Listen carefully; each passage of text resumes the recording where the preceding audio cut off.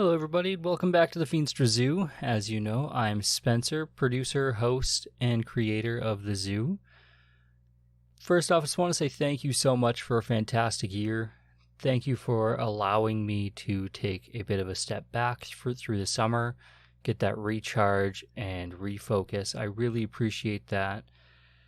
It's done wonders for my family. It's done wonders for my mental health. So thank you. Next, I know this is dropping a couple days early, releasing on a Sunday, just like the good old days of Season 1. But there's a reason for that. This will be the final episode of Season 4, and I just wanted to talk a little bit about Christmas tradition, and what better day than on Christmas Eve. And I think I'm going to finish up this episode with the poem "'Twas the Night Before Christmas." That one was written by Clement Clark Moore. So, like I said, Christmas traditions. Really, I'm going to share two. One from my childhood and one from current life that my wife's family's been doing for years, but I've only been in their family for 10 years now. Seems like such a short time, but at the same time, seems like forever. Let's start off with my childhood. So, Christmas time was always, I don't know, I imagine it was stressful for my parents because we did so much. We would open Christmas presents on Christmas Eve, which was kind of weird, but it was always just normal for my family. In doing so, Santa really wasn't a part of my childhood growing up. I always knew that he was a fictional character, and for some reason, I'm not the one who ruined it for all my friends. I just let it slide. But anyway, so the biggest Christmas tradition in my family was simply just family. We, like I said, would open Christmas presents at our house on Christmas Eve, and then early Christmas morning, we would be rushing off to my mom's parents' place. And we would start family time super early Christmas morning. It was fantastic. I would be able to see my cousins and hang out for an entire day, sleep there, just surrounded by love and family, and it was awesome. We would do wildly dangerous things because it was a different time, like pulling each other behind the quad on sleds or skis or snowboards or a kneeboard or tubes or whatever we could get our hands on. We would run around the farm, just be crazy, play with our gifts, build whatever models we got or Lego or whatever it was. It was just unplanned, unscripted family good time. Like I said, we would sleep there. And then the next morning, Boxing Day morning, we would go to my dad's parents' place. And it was the same thing all over again. It was just good, unabashed family time. Memories that I wouldn't trade for anything in the world. Now, my mom's family is small. She has 2 siblings. They each have 2 kids. It was small and tight-knit and great. But my dad's family is much bigger. He has 4 siblings, and they all have between 2 and 4 children apiece, and it makes for much louder family gatherings. But it was still the same idea, still the same trend, where we just get together and just be unashamed family. You know, it was loud and crazy and good times and unscripted, just unapologetically Christmas, you know? And we would do the same things. We'd play sports, we'd get together, we'd play with toys, whatever we wanted to do. You know, everything from RC cars to skateboarding to putting furniture on skateboards and rolling down the street. Like, you name it, we did it. And then from there, we wouldn't sleep over there because there's just too many of us. So we would usually go back to our place. More often than not, we'd bring one or two of our cousins back to our home and spend another day or two, just, again, more family.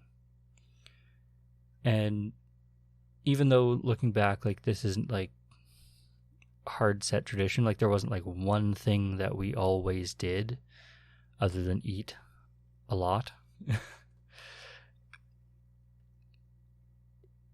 It was just the tradition of family.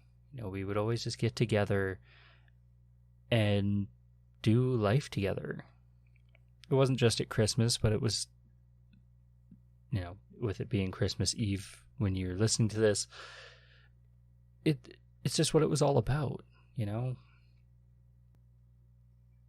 But for a new tradition, one from my wife's family that I've fallen in love with, every year on Christmas Eve, we do a big family call, and immediate and extended and really extended family all gets on Skype, Zoom, Google, wherever the video chat is of this year. We all just get together and we hang out for a few minutes and we listen to Shalane's grandpa read "'Twas the Night Before Christmas." And it's not a long poem, but when Pa reads it, it's just fun. Grandma does actions or sound effects or whatever in the background, and again, it's just good family time. And with family spread all over this continent, it's one time when everyone comes together, and it partly reminds me of my good old days where family gets together, but it's also just reinforcing the chaos and crazy of Shalane's family. And I love it. I'm absolutely here for it. It's so good. If you do feel so inclined, I would love to hear what your guys' Christmas traditions are. Look me up on any social media. I'm on all of them. Just send me a message. I would love to know what your Christmas traditions are, and if you want me to, read or share some of them, maybe that's something I'll do. I'll just start sharing your guys' family traditions on Christmas episodes, so next year I'll read through them, or whatever you want to do. Just shoot me a message. I want to know. Like I said before, it's going to be a real short, real impromptu episode. So I'm just going to read "'Twas the Night Before Christmas" and then sign off for the year. So again, this is by Clement Clark Moore. I hope you enjoy.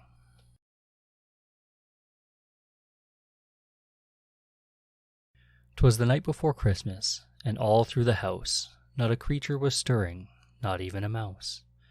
The stockings were hung by the chimney with care, in hopes that St. Nicholas soon would be there. The children were nestled all snug in their beds, with visions of sugar plums danced in their heads. And Mamma in her kerchief, and I in my cap, had just settled down for a long winter's nap. When out on the lawn arose such a clatter, I sprang from my bed to see what was the matter. Away to the window I flew with a flash, tore open the shutters, and threw up the sash. The moon on the breast of the new-fallen snow gave luster of midday objects below, when what to my wandering eyes did appear but a miniature sleigh and 8 tiny reindeer. With a little old driver so lively and quick, I knew in a moment he must be St. Nick. More rapid than eagles his coursers they came, and whistled and shouted and called them by name. Now Dasher, now Dancer, now Prancer and Vixen, on Comet, on Cupid, on Donder and Blitzen. To the top of the porch, to the top of the wall, now dash away all. As leaves that before the wild hurricane fly, when they met with an obstacle mount to the sky. So up to the housetop the coursers they flew, with the sleigh full of toys and St. Nicholas too. And then in a twinkling I heard on the roof the prancing and pawing of each little hoof. As I drew in my head and was turning around, down the chimney St. Nicholas came with a bound. He was dressed in all fur from his head to his foot, and his clothes were all tarnished with ashes and soot. A bundle of toys he flung on his back, and he looked like a peddler just opening his pack. His eyes, how they twinkled, his dimples, how merry. His cheeks were like roses, his nose like a cherry.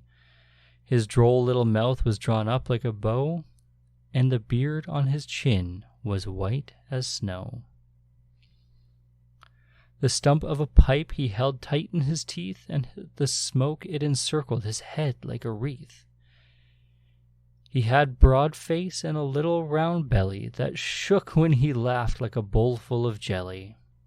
He was chubby and plump and right jolly old elf, and I laughed when I saw him in spite of myself. A wink of his eye and a twist of his head soon gave me know I had nothing to dread.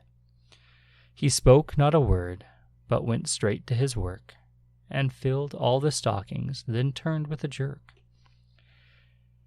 And laying his finger aside of his nose, and giving a nod up the chimney he rose. He sprang to his sleigh, to his team gave a whistle, and away they all flew like the down of a thistle.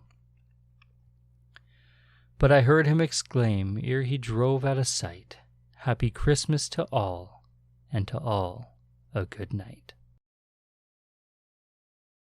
Well, guys, like I said, that's going to be it for 2023. We will be back next month.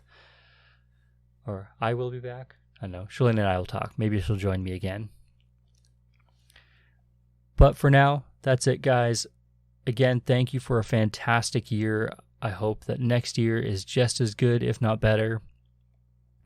And if you have anything you'd like me to talk about, anything you'd like me to cover next season, please reach out. Let me know. I would love to know what you guys want to hear. If it's more of the same or something completely different, now the door's open. I'm happy to cover pretty much anything. Anyway, for the last episode this season, thank you, I love you, and God bless.